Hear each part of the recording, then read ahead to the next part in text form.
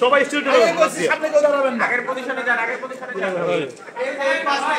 ভাই আগের মতো করে দাঁড়ান, সামনে যাবেন না। আমার একই কথা তোমার রিপিট করতে হবে, কারণ লাইভে আছে অনেকের অনুভব, যমুনা টিভি, সময়, ৭১ ভাইয়ের আরো যারা আছে সবার জন্য তো আমার একই কথা আবার রিপিট করতে হবে, বিকজ যেহেতু অনুষ্ঠানে আছেন।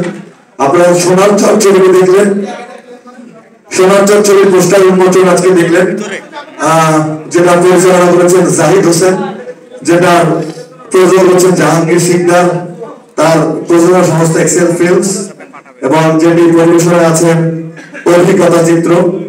এবং আজকে আমরা পোস্টার এবং ট্রেজার আমরা উন্মোচন করবো আজকে। আমরা পোস্টারটা করেছি, আপনারা দেখেছেন পোস্টার কেমন হয়েছে আপনারাই বলবেন। এবং ছবিটি করেছি অনেক কষ্টের, অনেক হার্ড ওয়ার্কিং ছিল।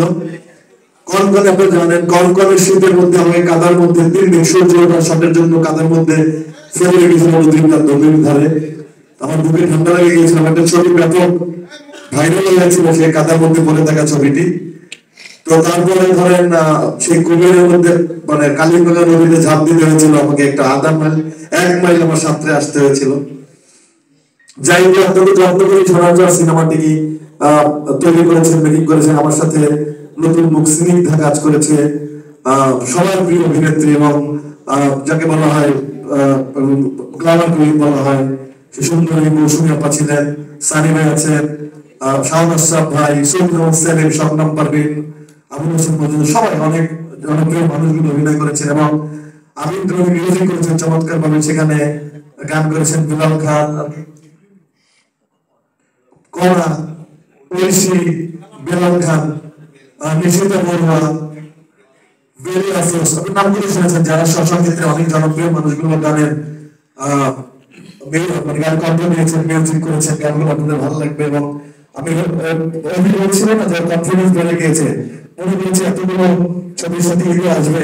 আমার প্রফেসরকে বলেছি, আমার প্রফেসরকে আজকেও বলবো, অনেকে নিশ্চিত করবো এতগুলো সাংবাদিকের সামনে যখনই ঘোষণা দেন, অ্যাটলিস্ট যেন ছবি কখনো না পিছায়। অ্যাটলিস্ট আপনি যদি আপনার সাহস নিয়ে আপনি সিনেমা আনবেন, কারণ আমাদের সিনেমা থেকে ঘোষণা দিয়ে অনেক আয়োজন করে হল পায় না, মুখ পায় না, পরিবেশের কারণে ছবিটা অফ করে না, মেরিট নষ্ট হয়ে যায়। আপনি ধন্যবাদ, টাকাটা পানি দিয়ে ফেলে দিয়েছেন, তারপরও একটা ফেস্টিভ্যালে আসবেন, মানুষ দেখবে, মানুষ জানবে। এবং he is the man, he is the ultimate very good producer. সাহস করে বলে সাথে আসবেন। অনেক ধন্যবাদ। ও এত ছবি রিলিজ করে, ও নিশ্চিত করলো প্রথমে ছবির সবকিছু দেখে হচ্ছে সাহস, ওর যে উৎসাহ, সেটা আমাদেরকে আমাদের এই উৎসাহে আমাদের শক্তিকে আরো দৃঢ় করেছে।